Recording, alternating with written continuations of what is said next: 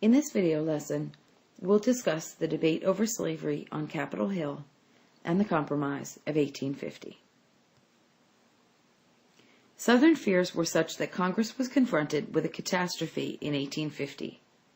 Free Soil, California was banging on the door of the United States for admission, and people from the South were voicing ominous threats of secession.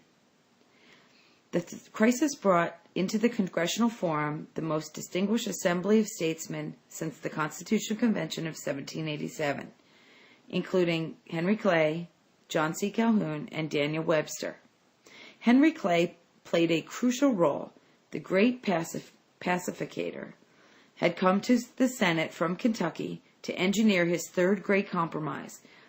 He proposed and defended a series of compromises and was ably seconded by Senator Stephen Douglas of Illinois, whose role was more important. Clay urged with all his persuasiveness that the North and South both make concessions, and that the North partially tiled by enacting a more feasible fugitive slave law. Senator John C. Calhoun from South Carolina, seen in this picture, championed the South in his last formal speech. Although approving of the purpose of Clay's proposed concessions, Calhoun rejected them as not providing adequate safeguards. His impassioned plea was to save slavery alone, return runaway slaves, and give the South its rights as a minority, to restore the political balance. He proposed an utterly unworkable scheme of electing two presidents, one from the North and one from the South. Calhoun will die in 1850, before the debate was over. Calhoun had actually labored to preserve the Union and had taken his stand on the Constitution in this final speech before Congress. Daniel Webster, who can be seen here in this picture, took the Senate spotlight to uphold Clay's compromise measures in his last great speech.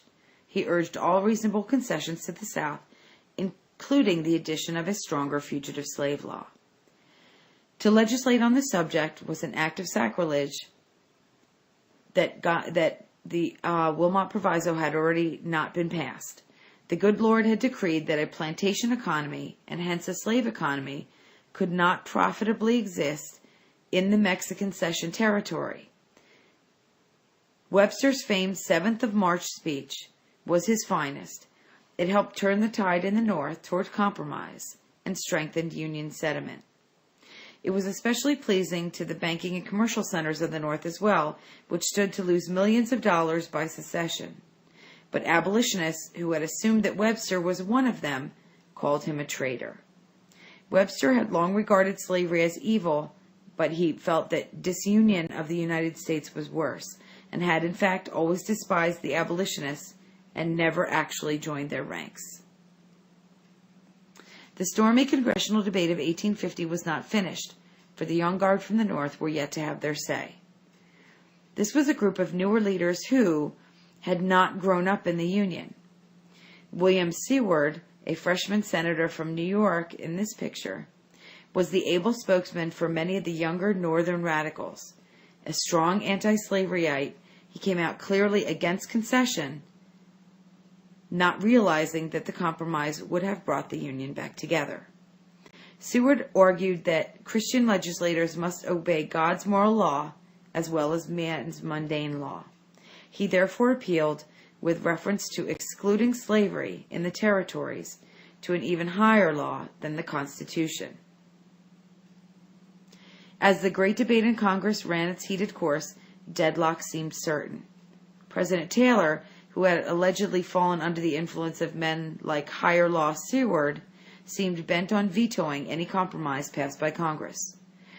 His military ire was aroused by the threats of Texas to seize Santa Fe. He appeared to be doggedly determined to Jacksonize dissenters by leading an army against them. If troops had begun to march, the South probably would have rallied to the defense of Texas, and the Civil War might have erupted in 1850, earlier than its actual date of 1860. At the height of the controversy in 1850, President Taylor unknowingly helped the cause of concession by dying suddenly, probably of an acute intestinal disorder. Vice President Millard Fillmore A conciliatory New York lawyer-politician takes over. As presiding officer of the Senate, he had been impressed with the arguments for conciliation. He gladly signed the series of compromise measures that passed Congress after 7 long months of stormy debate. The struggle to get these measures accepted by the country was hardly less heated than in Congress. In the northern states, Union savers like Senators Clay and Webster and Douglas orated on behalf of the compromise, which was called the Compromise of 1850. It was strengthened by a growing spirit of goodwill, which sprang partly from a feeling of relief and partly from a feeling of upsurge of prosperity enriched by California gold. The people in the South were still violently opposed to concession. A movement in the South to boycott Northern goods gained some headway, but in the end, the Southern Unionists, assisted by the warm glow of prosperity, prevailed. In mid-1850, an assemblage of Southern extremists had met in Nashville, Tennessee, and not only took a strong position in favor of slavery, but condemned the Compromise of 1850 that was then being hammered out in Congress. Like the calm after a storm, a second era of good feelings is going to dawn. Disquieting talk of secession will subside for a time, and peace-loving people were determined that the compromises should be a finality and that the explosive issue of slavery should be buried forever. The North clearly got the better deal in the Compromise of 1850. California, as a free state, tipped the Senate balance permanently against the South. The territories of New Mexico and Utah were open to slavery on the basis of popular sovereignty, but the iron law of nature had loaded the dice in favor of free soil. The Southerners urgently needed more slave territory to restore the sacred balance, and if they could not carve out new states out of the recent conquests from Mexico, where else might they get them? In the Caribbean was maybe one answer. Even the apparent gains of the South rang hollow. Disgruntled Texas was to be paid $10 million towards discharging its indebtedness, but in the long run, this was a modest sum. The immense area in dispute had been torn from the side of a slaveholding Texas and was almost certain to be free. The South had halted the drive towards abolition in the District of Columbia by permitting the outlawing of the slave trade in the federal district. Most alarming of all, the drastic new fugitive slave law of 1850, called the Bloodhound Bill, stirred up a storm of opposition in the North. The fleeing slaves could not testify in their own behalf, and they were denied a jury trial. These harsh practices, some citizens feared, threatened to create dangerous precedents for white Americans. The federal commissioner who handled the case of a fugitive would receive $5 if the runaway were freed and $10 if they were found a slave, which resembled a bribe. Freedom-loving Northerners who aided the slave to escape were liable to heavy fines and jail sentences. They might even be ordered to join the slave catchers. So savage was this man-stealing law that it touched off an explosive chain reaction in the North. Many shocked moderates were driven into swelling ranks of the anti-slaveryites. And you can see in this table the Compromise of 1850. Concessions to the North are California admitted as a free state, the territory disputed by Texas and New Mexico to be surrendered to New Mexico, and the abolition of the slave trade, but not slavery, in the District of Columbia. Concessions to the South include the remainder of the Mexican Cession area to be formed without restriction on slavery and open to popular sovereignty.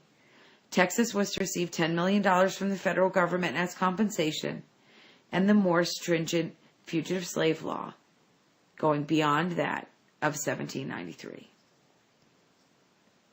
The Underground Railroad stepped up its timetable and infuriated northern mobs who were rescuing slaves from their pursuers. Massachusetts, in a move towards nullification, made it a penal offense for any state official to enforce the new federal statute.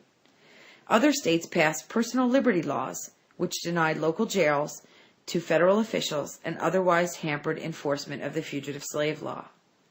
The abolitionists protested against the statute. This was an appalling blunder on the part of the South. No single irritant of the 1850s was more persistent to both sides, and none did more to awaken the North in a spirit of antagonism against the South. The Southerners, in turn, were embittered because the Northerners would not in good faith execute the law.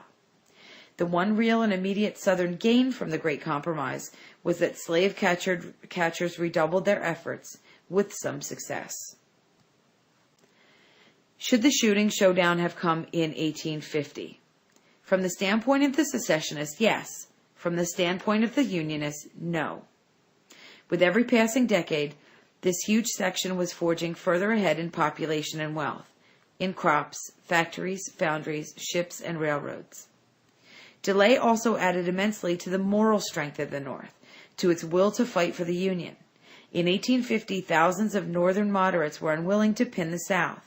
The inflammatory events of the 1850s does much to bolster the Yankee will to resist secession of the South. This one feverish decade gave the North time to accumulate the material and the moral strength that provided the margin of victory in the Civil War. The Compromise of 1850 will also help the Union win the Civil War. And we'll discuss the Compromise of 1850 and its impact on the relationship between the North and South as it drives towards the Civil War in our classroom lessons.